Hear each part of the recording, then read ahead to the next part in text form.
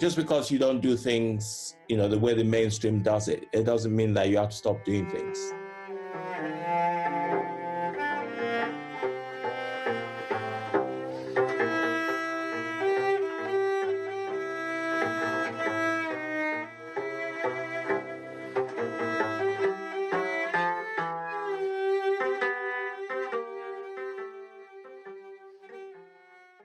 My name's Sean Lee. I'm an East Asian, and I'm a visibly disabled artist and curator. I'm a queer artist as well.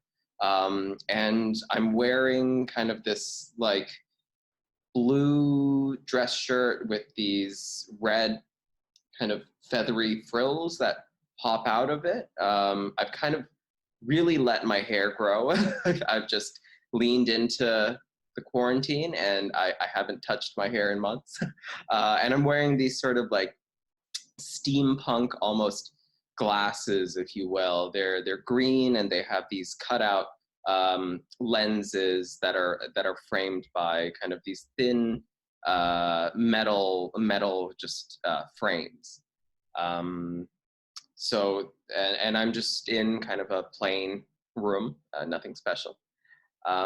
And yeah, that's a little description of myself. Yinka, would you care to give a description, as much or little as you want? Yes. Well, hello. Thank you for inviting me to have this conversation. Well, my name is Yinka Shonibare. I'm an artist. I live in London. I guess I have dreadlocks that are kind of tied back, and I'm a wheelchair user, and I have I'm wearing a blue cardigan with a linen shirt. The weather is kind of not too cold in London at the moment, and then I have my bookshelf behind me. It looks a little bit. It's not entirely tidy, but then that's a sign that the bookshelf is used. So in my case, I found ways of actually doing things differently in my own way. I have a practice that involves things I can actually do myself, and then things I can do in collaboration with other people, based all on my ideas. And so I have a drawing practice where I make prints, and those drawings I can do myself. But then I also do public sculpture, very big projects, and I do film and photography. Again, that involves working with teams of people and giving them instructions about what I want to have made. And I've worked with those people for many years, so people know what I want. And so, and in the way that, I don't think that an architect has to necessarily put every brick on the house that he or she is trying to build. So in the same way, I think if you have an idea as an artist, then your idea is the most important thing, and other people can implement your idea for you. And where there are things that you can do yourself, you do those yourself. But as an artist, you don't necessarily have to be doing every single part of it yourself. As long as the vision is yours, then you can find other people to implement. That's fine. So, and that's how I've built my own practice over the years. If you think about the history of feminism, for example, or civil rights movement, those groups have had struggles over the years. And, women have pushed to be recognized, quite rightly. And the reason I actually described it as the last avant-garde is that disability rights and disability expressions haven't been acknowledged by the mainstream in the same way. Whereas there's actually a very strong, Black art movement. Many Black artists are being recognized for their work, and they're pushing for that. and quite rightly so. And I think that artists with disabilities should also, as a matter of civil rights, push for their place in the mainstream. My first encounter with disability art was when I worked for SHAPE. SHAPE is a charity in London, and mainly SHAPE make the arts accessible to people with disabilities. And that might be, supporting projects with disability artists, from exhibitions to, enabling people to get to see shows, and also taking the arts into places like, day centers as well. And so generally supporting the art of disabled people. And I worked for SHAPE for about 6 years at the beginning of my career. And that's when I actually really got to meet a lot of artists with disabilities, and I got to understand the sector a little bit more. And, and I think that the unfortunate thing I find is the fact that the two things tend to be separated. What I mean by that is, so you've got mainstream art practice on the one hand, and then you've got disability arts practice on the other hand. But I actually don't think there should be that separation. I think that the two should be aligned. I think that, the audiences can appreciate any kind of art.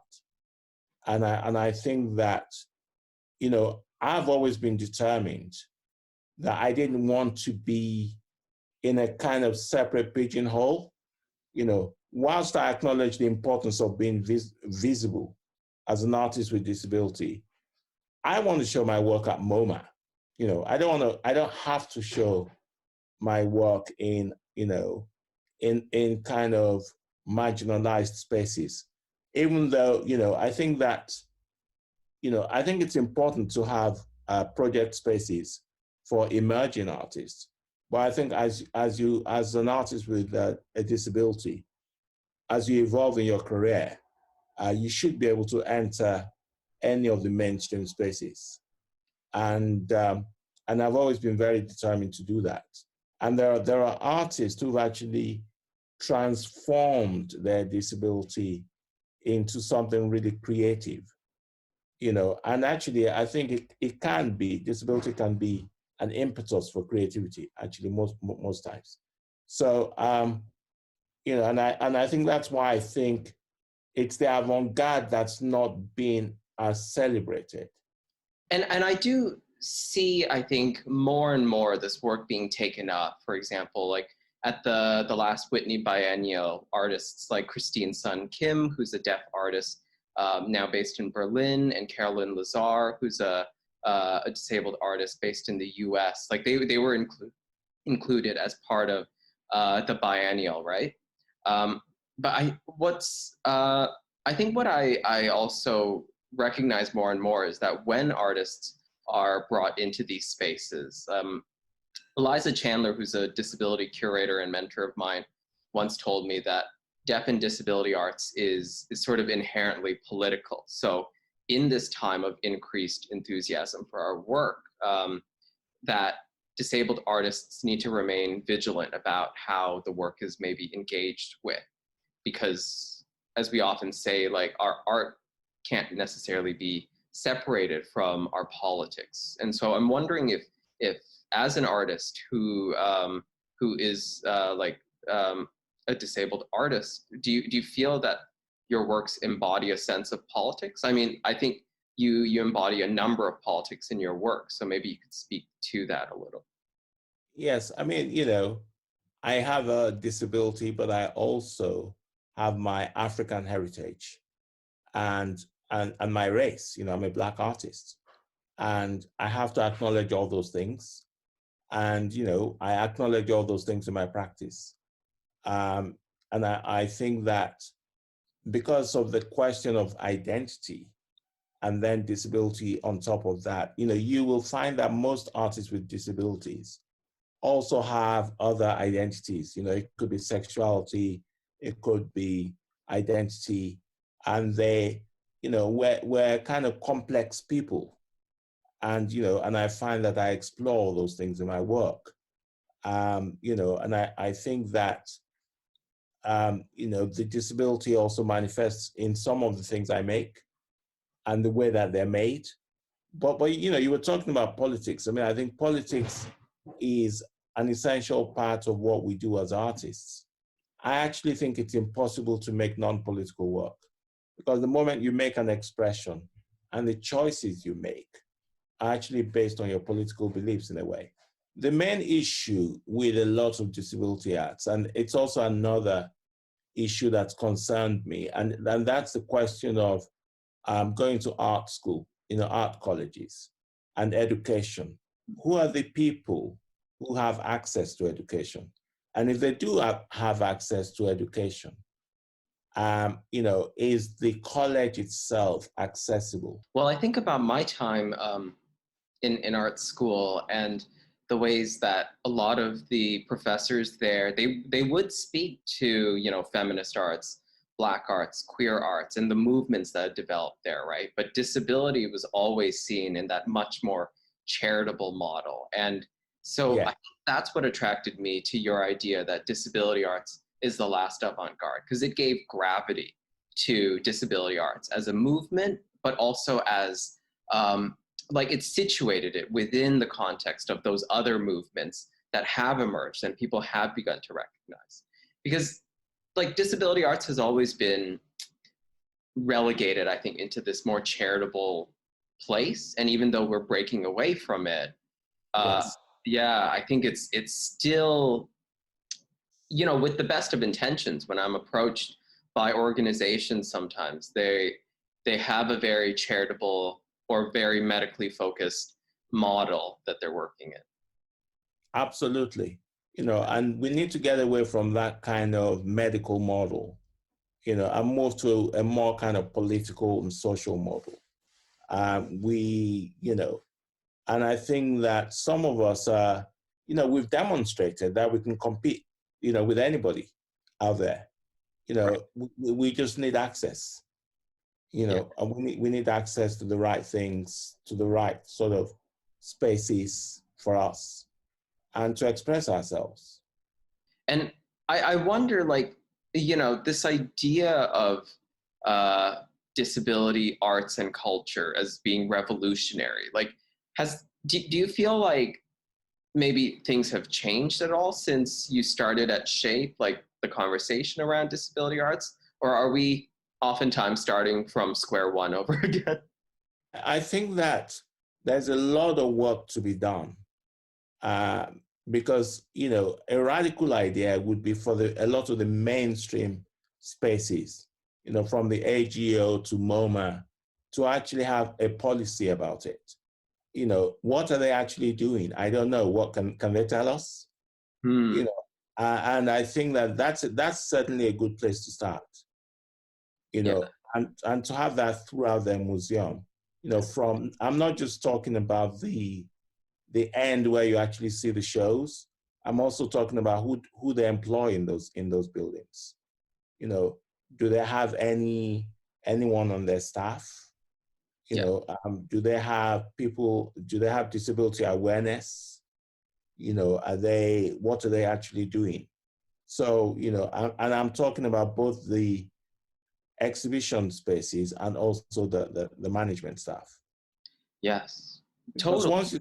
once you start to change a culture, in a rounded way like that, then you start to change the content. But until that happens, ableism is also a form of power.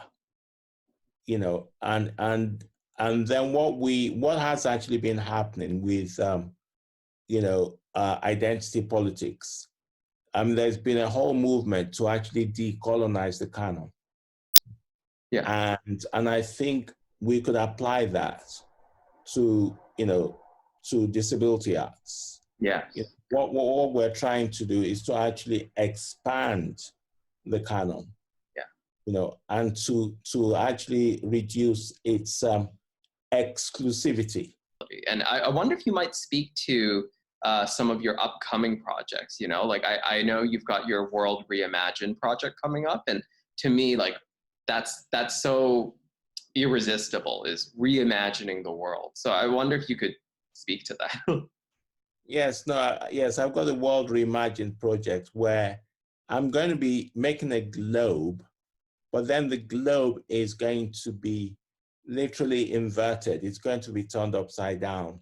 And I'm kind of remaking the kind of hierarchies of the world, but through mapping and through the map. So, and I'm actually tracing the what Africa has actually exported to the world, but in terms of the body of knowledge, not slavery. Right. And so I'm going to remap those. And so rather than having a kind of transatlantic slave trade, I'm kind of looking at a trade in knowledge, but coming out of Africa, not you know, and the way that the world has actually shared some of that knowledge. So, so it's a kind of it's the reverse of you know, that kind of enslavement and exploitation. You know, my creativity has actually come from my difference. Yeah. So I don't want to be the same at all. No way. Yeah. If I was the same as everybody else, I wouldn't have a career.